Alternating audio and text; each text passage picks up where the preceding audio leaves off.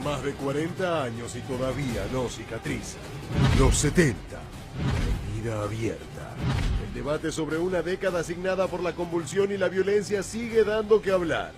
Como no podía ser de otra manera, todas las voces, todas, pasan por el estudio de Intratables. Se cuenta una sola historia y se elimina de la memoria colectiva a 17.382 personas, de las cuales 1.094 fueron asesinadas. Cometí delitos, entre comillas, siendo un joven que estaba convencido de que la transformación tenía que ser revolucionaria. ¿Cómo te va, Vicky? Buenas noches. Hola, ¿qué tal, Santiago? Gracias por estar con nosotros. Gracias. ¿Vos seguís con tu lucha? Sí.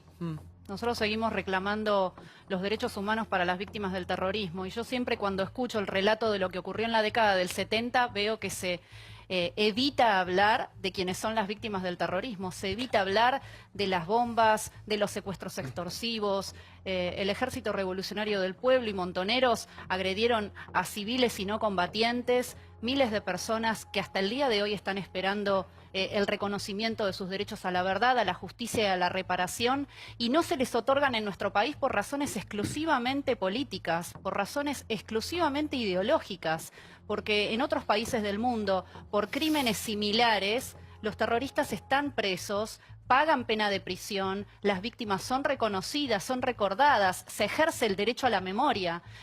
La verdad, a mí me preocupa que el país que le estamos heredando a las nuevas generaciones es un país en el cual si vos sos víctima del terrorismo te barren debajo de la alfombra. Vos no existís. Están hablando personas que integraron las organizaciones armadas, no digo que sean ellos los autores, pero que han sido parte de quienes agredieron a ciudadanos inocentes.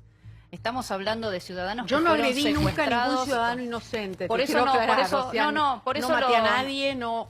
O sea, fui parte de una generación. Pero Montoneros y el ERP fueron las dos organizaciones principales que son responsables, junto con otras organizaciones, que son responsables de secuestros extorsivos, de asesinatos en la vía pública, de la puesta de coche bombas, del asesinato de niños, niños que al día de hoy no tienen ningún tipo de reconocimiento. O sea, estamos hablando, por ejemplo, tal como hablaba Rodolfo Richter, en el Parque de la Memoria tenemos los nombres de personas que han sido los agresores de mis víctimas y que en muchos casos no murieron porque fueron desaparecidos o a consecuencia del Estado, sino que murieron en combate, tomándose la pastilla de cianuro, asesinados por sus propios compañeros de sus orgas.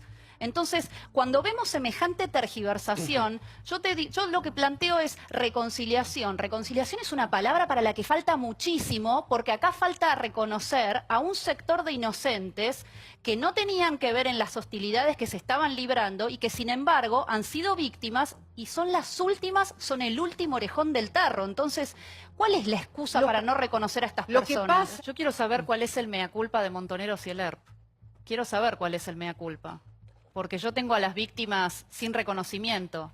No están en el Museo de la Memoria, no están en el Parque de la Memoria, no están en los libros de estudio. Figuran sus victimarios homenajeados por el mismo Estado. El mismo Estado deniega justicia a estas víctimas con chicanas, porque realmente el terrorismo es un crimen de lesa humanidad, porque lo comete el Estado, pero también lo cometen las organizaciones armadas. Y esos son los tratados internacionales que Argentina ha ratificado. Entonces es una razón exclusivamente política negarle la calidad de lesa humanidad a los crímenes del terrorismo. Lamentablemente este gobierno elige mirar el tema de costado. Elige continuar con un relato que ha tenido una fuerza total durante el kirchnerismo y elige no hablar como para que pasen las cosas y nos vayamos olvidando. Y la realidad no nos podemos olvidar. Yo solamente quería aportar alguna cuestión respecto de lo que había dicho Gavetta. Gavetta habla de que el ERP solamente atacaba a militares. Eso no es verdad. No dije eso, no dije eso. Que la acción se concentraba... Una anécdota de bombas en multinacionales y demás. O sea, pero el tema es que eso. Una persona como Oberdan Salustro, muerto el 10 de abril del 72, era un civil, un italiano, un tano que se rompió el alma laburando y al cual lo secuestraron y lo asesinaron. Y como a él, a otros tantos. Por ejemplo, a los oficiales que en la represalia del ERP el ERP decidió matar uno por uno oficiales de 24 años como Gambandé, al que mataron a la salida de su casa, que no llegó a conocer a su hijito porque estaba la mujer embarazada. O sea, han destrozado familias, no ha quedado ningún tipo de registro de semejante cantidad de crímenes aberrantes y todo eso sigue impune. Entonces, lo que veo es una justificación, no veo un mea culpa real, sincero. Si yo hubiera puesto una bomba y hubiera matado inocentes, quiero decirle que cuando usted hablaba de las cañadas, el 26 de julio del 75, Montoneros explotó 160 bombas en conmemoración del fallecimiento de Eva Perón.